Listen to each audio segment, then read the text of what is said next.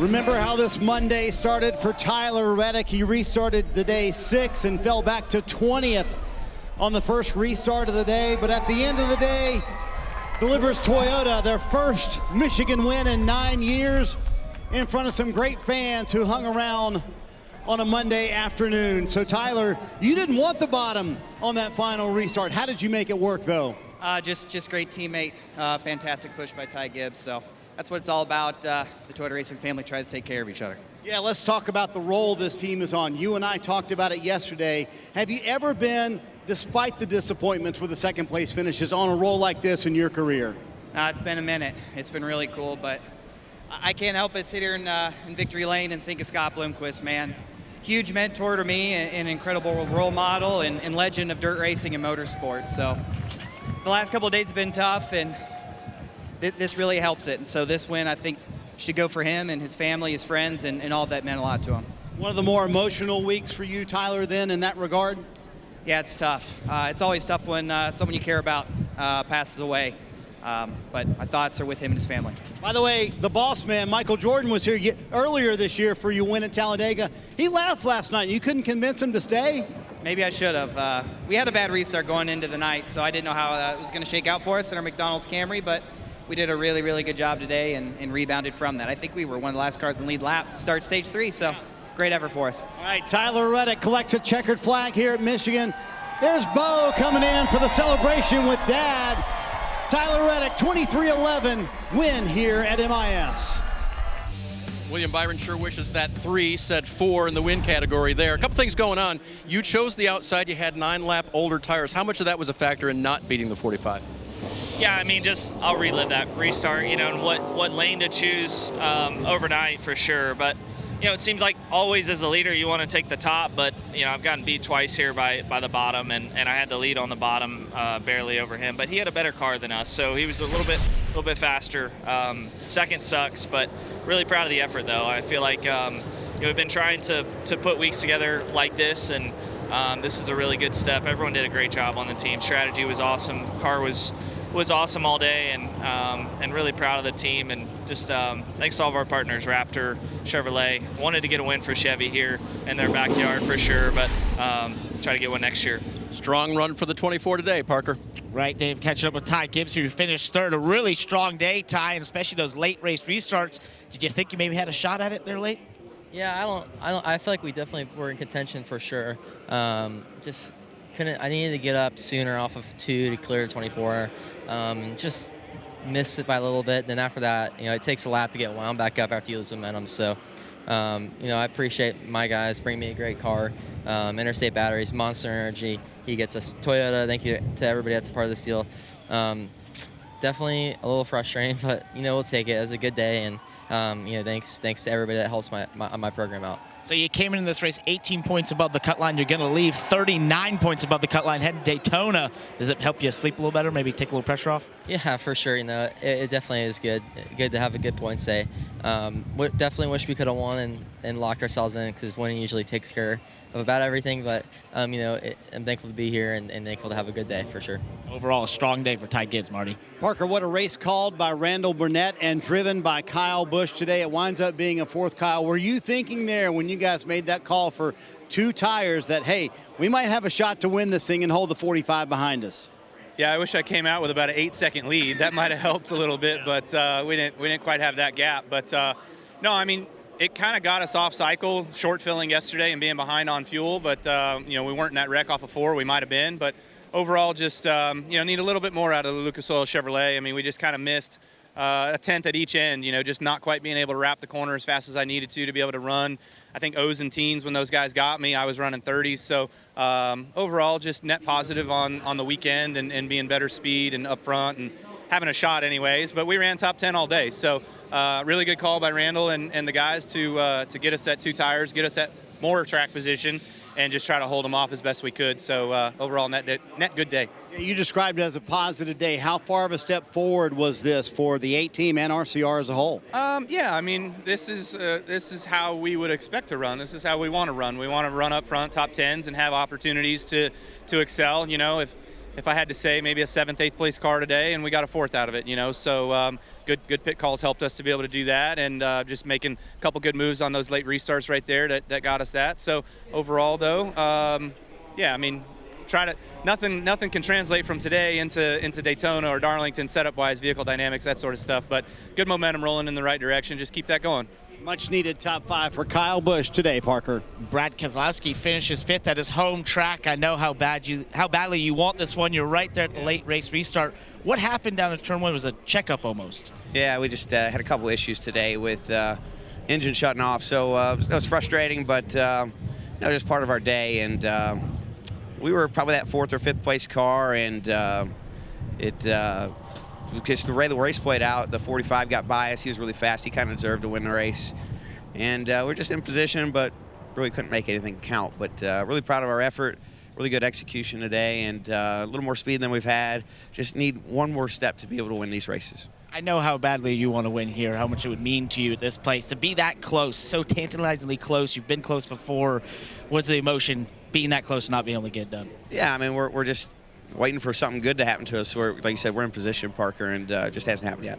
A strong day for Brad Keselowski and the 16, Marty.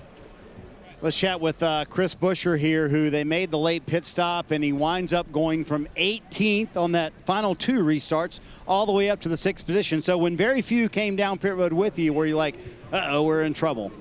Well, it was a good strategy call. It was a good move to do something different for us. Because ultimately our chance at winning this thing had gone away. Being caught up in whatever happened in that accident. We got damage on all 4 corners of this 5th third bank Mustang, and we were still fast, but balance was not near as good. Man, it was a lot of fun before we had a chance to win this race, and it was a good call to do something different. Had at least race sides there. We were able to pass a ton of cars. It was wild, but heck of a way to salvage a day that should have been better anyway. Yeah, how different was the car once you received that damage? And it really seemed like the left front splitter was what was really hurting it the most. Yeah, absolutely. It freed up a lot, and it probably just sealed that splitter down to the ground. And yeah, so I know things happen in front, but to me, it's just why I feel like you see accidents and start checking up, and we just seems like not a lot of people do right now. It's just chaos when these yellows come out, but that was probably happened a little quicker than I really realized, but still just frustrating to be involved in that and take away the pace we had in this Mustang. It was just so good. I had such a fun time the first half of this race between yesterday and today, and this is it's a heck of a recovery ultimately on the day. But considering how bad the day could have been, Chris, you leave plus 16 above the cut line. How do you feel about that going to Daytona? Yes, first I've seen it. You know what?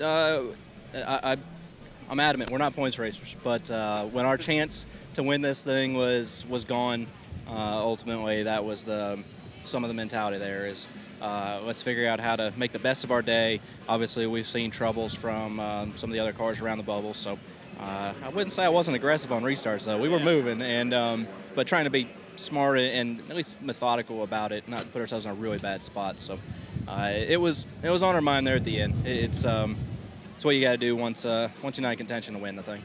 Maybe not the day that it could have been, Parker, but net, he leaves plus 16 above the cut line, gaining those 16 points. Well, a driver that had a great day today, finishing 7th or 2nd top 10 of the year, Zane Smith. So take us through your day and how you accomplished getting this top 10. Yeah, definitely made a lot of gains on our Spire Motorsports Focus Cell Chevy all throughout yesterday and today. And so just proud of our whole group. Was so mad at myself there really late in the race, had a speeding penalty once we finally got some track possession, and our car really honestly came to life and was able to get back through the field, and learned a lot there honestly on some of those restarts I was able to apply later in the race for that overtime restart. So just proud of everyone for sticking with it and making our car better really every single stop. And so some momentum to keep building off of. I feel like ever since Nashville, we've kind of turned our year around, and we're starting to click off some good finishes and running up towards the front. So just proud of this whole group. Appreciate everyone at Focus Health and Better Health. Everyone involved, everyone at Spire Motorsports, just a big thank you. Continue momentum for Zane Smith in the 71 car, Marty. Parker, talk about a playoff team building momentum at the right time as the regular season closes. Third straight top 10 for you, Daniel Suarez. Do you feel sort of a momentum shift here on the 99 team? For sure. You know, the team is doing a good job. You know, we had some meetings a few weeks ago, and I believe that it's impossible to switch your mindset into playoffs right away. And we decided that we really needed to think a few weeks ago, starting, I think, before Richmond, right after the break, into these races being already in the playoffs. You know, execution, research, adjustments, like everything. If we have a 10-place car, finish 10 or better. And I feel like that's exactly what we've been doing. The team did a good job today. Honestly, I feel like we lost the balance today a little bit in comparison to yesterday. Yesterday, I felt like we were a little bit stronger, but overall, the team did a good job, good call, good execution once again, with putting tires right there at the end and having a couple of good restarts to finish in the top 10. Already 8 is not what we want. We want to win races, but I feel like slowly we're heading in the right direction. What happened in that incident down in turn 3 and 4? Yeah, just restarts are difficult here, you know, with the side drafts and all that, and I was just trying to, you know, get all I could, and yeah, just try to like funnel to the top, and I just moved up, got too close to whoever was outside of me, and sucked myself around, and yeah, just bummer. We had an extremely fast car, so hate that I screwed that up for our team, and as well as the others out there that got collected in it. So yeah, just trying to get what I could, get some stage points, and just lost it. We've seen this a lot. Why is it so difficult to drive these cars? We've seen so many self-spins at this place. Yeah, I don't know. I think just a hard tire and you know, a surface that you have a lot of grip until you don't. So yeah, just screwed that up.